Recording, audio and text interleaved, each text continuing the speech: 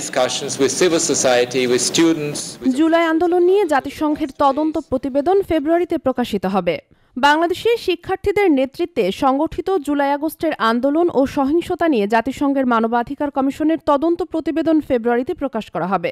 বুধবার সুইজারল্যান্ডের দাভোসে বিশ্ব অর্থনৈতিক ফোরামের সম্মেলনের ফাঁকে বাংলাদেশের অন্তর্বর্তী সরকারের প্রধান উপদেষ্টা অধ্যাপক মোহাম্মদ ইউনূসের সঙ্গে বৈঠকে জাতিসংঘের মানবাধিকার বিষয়ক প্রধান কমিশনার ভলকার তুর্ক এ তথ্য জানান।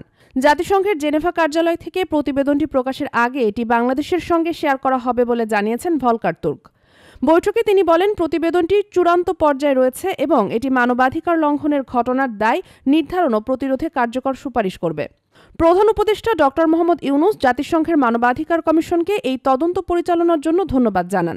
তিনি উল্লেখ করেন, আন্দোলনকালে সংগঠিত মানবাধিকার লঙ্ঘনের ঘটনাগুলো তদন্ত করা অত্যন্ত গুরুত্বপূর্ণ।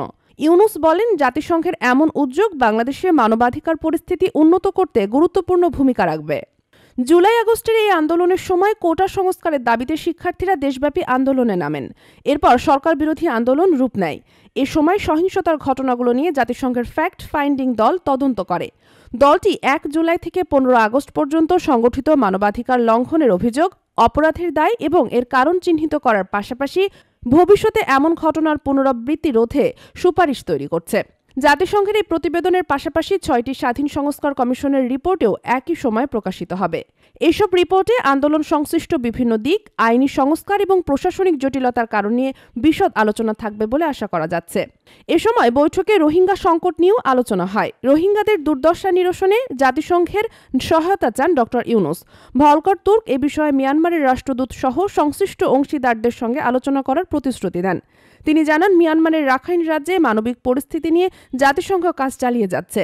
জাতিসংঘের এমন উদ্যোগ আন্তর্জাতিক সম্প্রদায়ের নজর ফেরাবে এবং মানবাধিকার রক্ষায় বাংলাদেশের ভাবমূর্তি উন্নত করবে বলে ধারণা করা হচ্ছে। দেশ জগৎ ডেস্ক নিউজ।